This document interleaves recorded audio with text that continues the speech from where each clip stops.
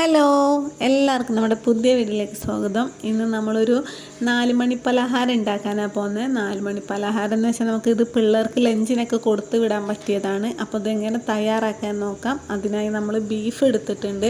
എല്ലില്ലാത്ത beef വേണം നമ്മൾ ഇതിനെടുക്കാൻ. അതിലേക്ക് നമ്മൾ നല്ല കഴുകി വൃത്തിയാക്കിയ ബീഫിലേക്ക് നമ്മൾ മുളക് പൊടി, മഞ്ഞൾപ്പൊടി, അതുപോലെ നമ്മുടെ ബീഫ് മസാല, ഗരം മസാല, ഇഞ്ചി വെളുത്തുള്ളി പേസ്റ്റ്, ഉപ്പ്, കറിവേപ്പില ഇതെല്ലാം ചേർത്ത് നമ്മൾ നന്നായി കുഴച്ചെടുക്കണം.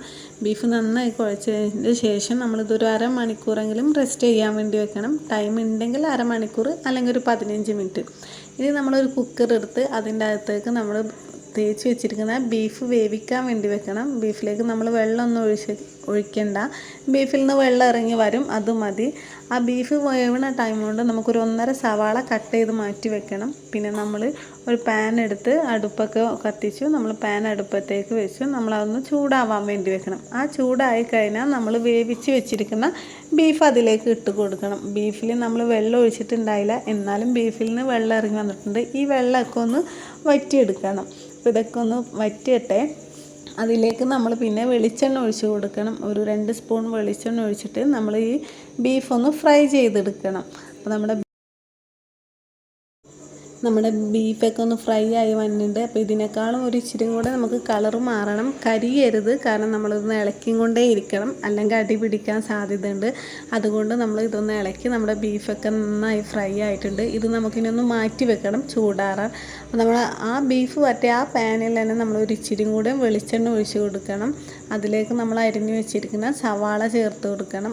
നമ്മളിതിലേക്ക് വലിയ സവാള ആണ് എടുത്തുള്ളത്. അപ്പോൾ നമ്മൾ ആ സവാള ഒന്ന് വഴറ്റിയെടുക്കണം. നന്നായി ഇതാവൊന്നും വേണ്ട, കാരണം ചെറുതായിട്ടൊന്ന് ബ്രൗൺ കളർ ആയാൽ മതി. ഇതിലേക്ക് നമ്മൾ കറിവേപ്പില ചേർത്ത് കൊടുക്കണം. അതുപോലെ ഒരു 1/2 സ്പൂൺ ഇഞ്ചി വെളുത്തുള്ളി പേസ്റ്റ് ചേർക്കണം. ഒരു പച്ചമുളക് ചെറുതായി അരിഞ്ഞത് ചേർത്ത് കൊടുക്കണം. എന്നിട്ട് അതിലേക്ക് നമ്മൾ മല്ലിയിലയും കൂടെ ചേർത്ത് കൊടുക്കണം. അതാവുന്ന ടൈം കൊണ്ട് നമുക്ക് ബീഫെല്ലാം ചൂടാറിക്കഴിഞ്ഞ് അതൊന്ന് ചെറുതായിട്ടൊന്ന് മിക്സിയിലിട്ടൊന്ന് പൊടിച്ചെടുക്കണം. നന്നായി പൊടിക്കരുത്, ചെറിയ ചെറിയ കഷ്ണങ്ങളെല്ലാം ബീഫിനത് അങ്ങനെ എടുക്കണം.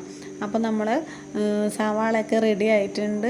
അപ്പോൾ നമ്മുടെ സവാളയൊക്കെ നമ്മുടെ ബീഫ് അതിലേക്ക് ഇട്ട് കൊടുക്കണം നമ്മൾ. എന്നിട്ട് നമ്മൾ നന്നായി മിക്സ് ആക്കണം. എല്ലാം നന്നായി കുഴഞ്ഞ് വരണം. എന്നിട്ട് നമ്മൾ അതിലേക്ക് നമ്മൾ ഒരു ചെറുനാരങ്ങയുടെ പകുതി നീര് ചേർത്ത് കൊടുക്കണം. ഒരു പുളി കിട്ടാൻ വേണ്ടി നമ്മളിതിലേക്ക് തക്കാളി ഒന്നും ചേർക്കില്ല, അതുകൊണ്ടാണ് നമ്മളൊരു ചെറുനാരങ്ങ നീര് നമ്മൾ ചേർത്ത് കൊടുത്തില്ല. അപ്പോൾ നമ്മുടെ കൂട്ട് റെഡി ആയിട്ടുണ്ട്. ഇനി നമുക്കൊരു ബാറ്റർ തയ്യാറാക്കണം. അതിനായി നമ്മളൊരു 1.5 കപ്പ് മൈദപ്പൊടി എടുത്തില്ല, അതിലേക്ക് നമ്മൾ ഉപ്പ് ചേർക്കണം. പിന്നെ അതുപോലെ തന്നെ നമ്മളൊരു മുട്ട ചേർക്കുന്നുണ്ട്. നമ്മളൊരു ജാറിലേക്കാണ് ഇത് ഇട്ട് കൊടുക്കുന്നത്, കാരണം നന്നായി മിക്സ് ആവാൻ വേണ്ടിയാണ്. അതിലേക്ക് നമ്മളൊരു 1/2 ഗ്ലാസ് വെള്ളവും ഇച്ചിരി മഞ്ഞൾപ്പൊടിയും എടുത്ത് നമ്മൾ നന്നായി അടിക്കണം. അപ്പോൾ നമ്മുടെ ബാറ്റർ റെഡിയാണ്. ഇതിന് പകരം നമുക്ക് മൈദപ്പൊടിക്ക് പകരം ഗോതമ്പ് പൊടിയും ചേർക്കാം. എന്നിട്ട് നമ്മളിത് ദോശ പോലെ നന്നായി പരത്തിയെടുക്കണം. നല്ല കട്ടി കുറച്ചിട്ട് വേണം എടുക്കാൻ. നമ്മൾ ഇനിയൊരു ദോശ പോലെ അത് എല്ലാം കൂടി നമ്മൾ പരത്തിയെടുക്കണം. എല്ലാം പരത്തി എടുത്തിട്ടുണ്ട് നമ്മൾ.